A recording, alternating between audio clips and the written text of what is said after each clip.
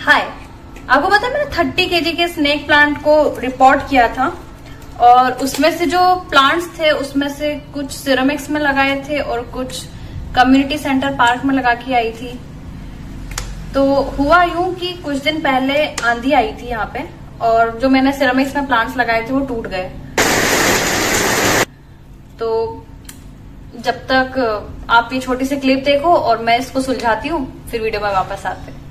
Good morning everyone. सुबह की बज रही है 6:30 और मैं जाने वाली हूँ आज कम्युनिटी पार्क में अपने बचे हुए स्नेक प्लांट्स को रिपोर्ट करने के लिए। स्नेक प्लांट जो सिरेमिक में लगाया था जब वो टूटा तो पता चला कि मैंने इतने ढेर सारे प्लांट्स के ऊपर वीडियो बनाया। लाइक मैंने जीजी, जेड, एलोवेरा, पोथोस, फाइकस सबके ऊपर वीडियो बना चुकी हूँ, लेकिन जो मोस्ट कॉमन प्लांट है स्नेक प्लांट जिसको मैं हाईली रिकमेंड करती हूँ बिगिनर्स के लिए, जो कि जीरो मेंटेनेंस प्लांट है और इंडोर कंडीशन में सर्वाइव कर जाता है और ये बेस्ट एयर प्यूरिफाइंग प्लांट भी है अकॉर्डिंग टू नासा। मैं ऑलरेडी इस पे भी वीडियो बना चुकी हूँ।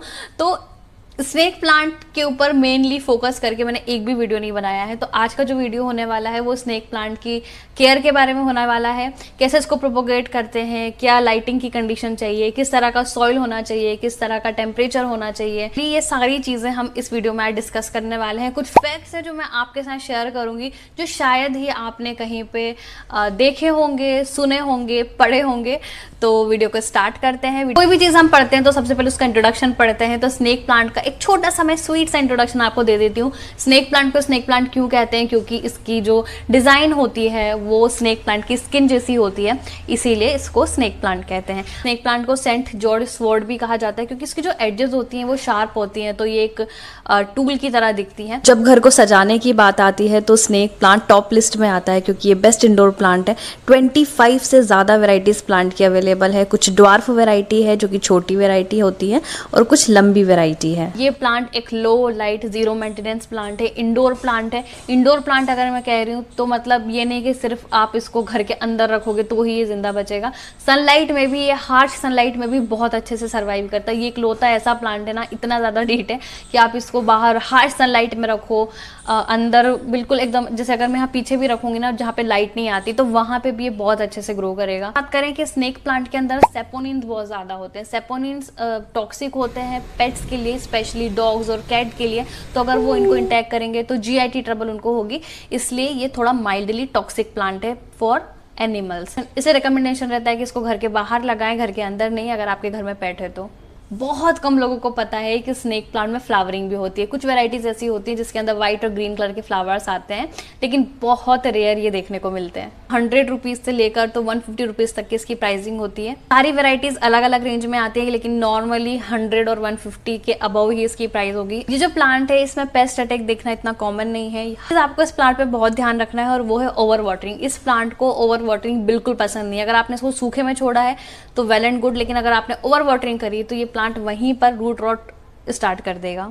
हर कंडीशन में, हर सीजन में ये ग्रो कर जाएगा, चाहे समर हो, विंटर हो, रेनी सीजन हो। एक चीज और जो बहुत इंपॉर्टेंट है यहाँ पे बताना कि प्लांट अगर एक बार मरना स्टार्ट किया, एक बार इसकी पूरी लीफ ड्रॉप हो गई, उसके बाद there is no going back. आप इसको नहीं सेव कर सकते। अगर एक बार इसने अपनी लीफ ड्रॉप कर दी, अगर आपने अंडर वाटरिंग करी या फिर कोई दूसरी कंडीशन हुई, लाइट कम मिली, अगर इसकी लीफ ड्रॉप कर गई तो ये वापस से इरेक्ट नहीं होगी। ये थोड़ा सा आप कह सकते हो इस प्लांट का एक बुरा साइड है कि अगर एक बार ये खराब होना स्टार्ट हुआ तो फिर आप इसको सेव नहीं कर सकते।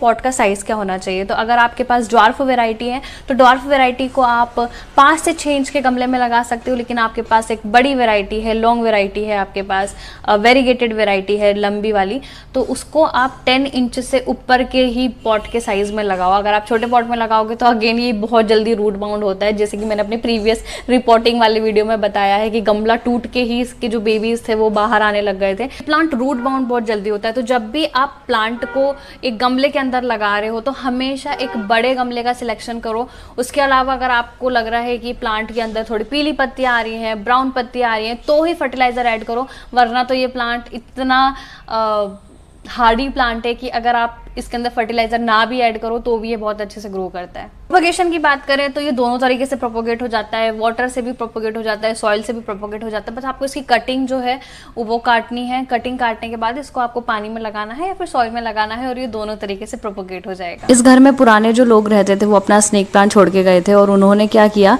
कि स्नेक प्लांट को कभी प्रोपोगेट किया होगा तो बीच में से ही कटिंग निकाल ली प्लांट की और उससे प्लांट का लुक खराब हो गया। जो एडजेस थी शार्प वो पूरी इन्होंने कट कर दी है। तो ऐसा नहीं करना है, हमेशा कटिंग बेस से निकालनी है।